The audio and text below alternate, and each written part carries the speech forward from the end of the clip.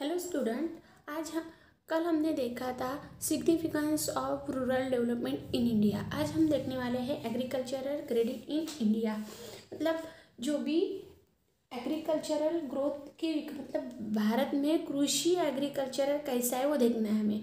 तो अब देखो, agricultural credit is an importance pre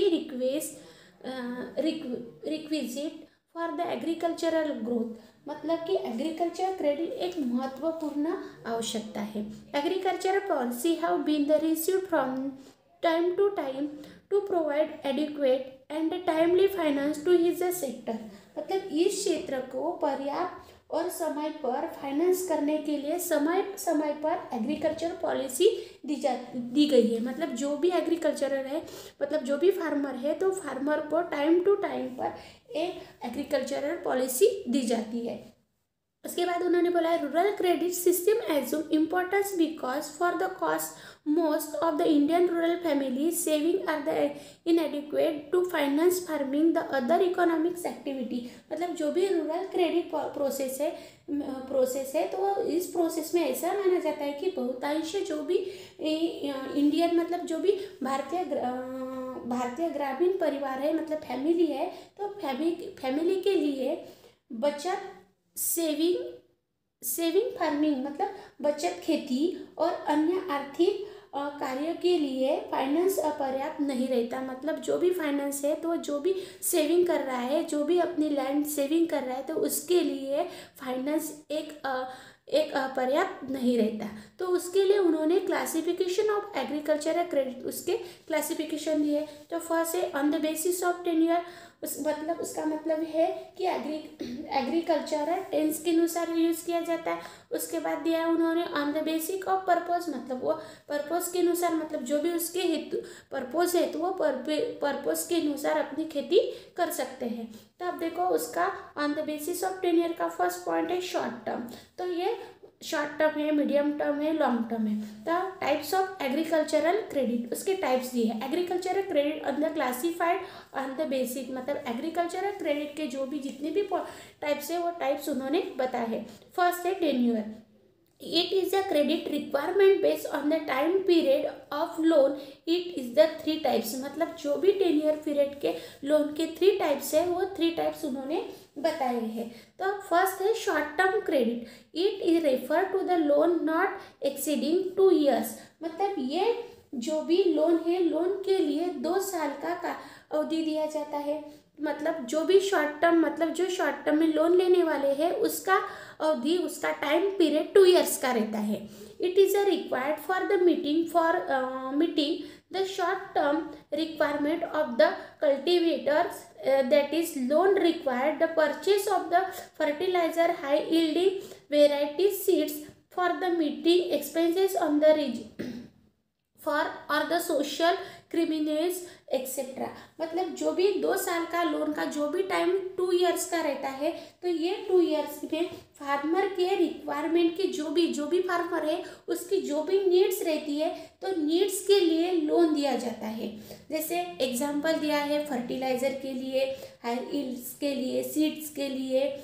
ये मतलब जो भी उसकी जो नीड्स है तो वो नीड्स पूरी करने के लिए उसको लोन प्रोवाइड किया जाता है। सेकेंड है हमारा मीडियम टर्म क्रेडिट। तो medium term credit this the loan are to the period up to the 5 years. मतलब वो लोन का मतलब जो भी मीडियम टर्म क्रेडिट में जो भी पीरियड रहता है तो वो 5 ईयर्स का रहता है। तो ये लोन 2 ईयर से 5 ईयर्स तक रहता है, दिया जाता है।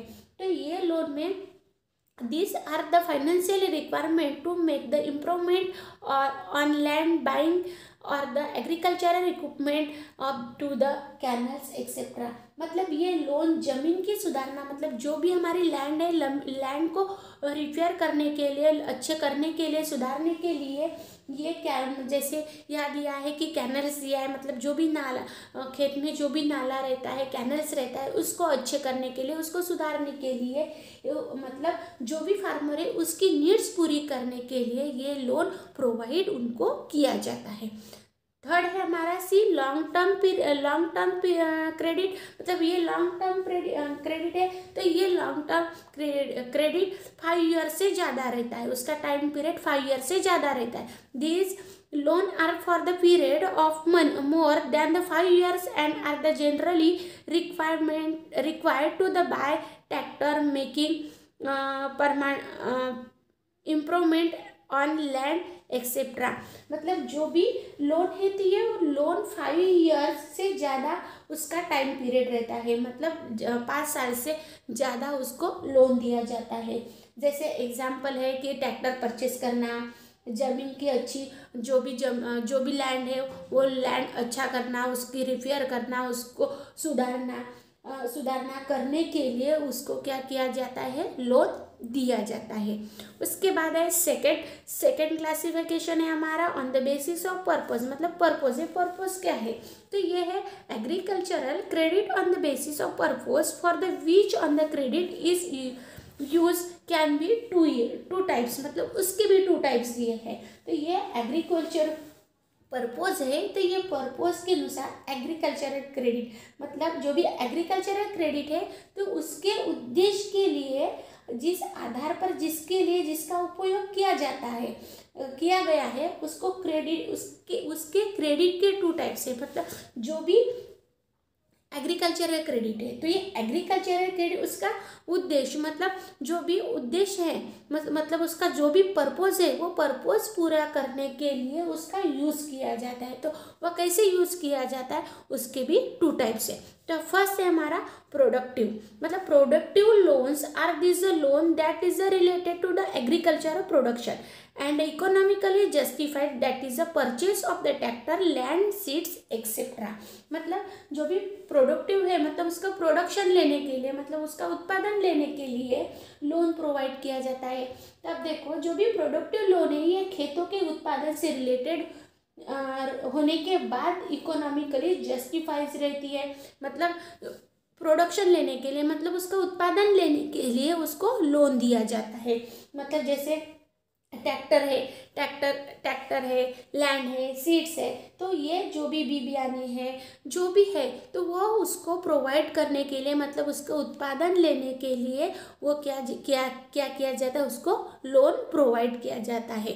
सेकंड है हमारा अनप्रोडक्टिव क्या है, तो unproductive credit is use of the personal consumption and unrelated to the productive activity, that is a loan for the expenditure and marriage, religions, ceremonies etcetera. मतलब जो अनप्रोडक्टिव है तो वो अनप्रोडक्टिव क्या है, तो अनप्रोडक्टिव लोन ये पर्सनल लोन है।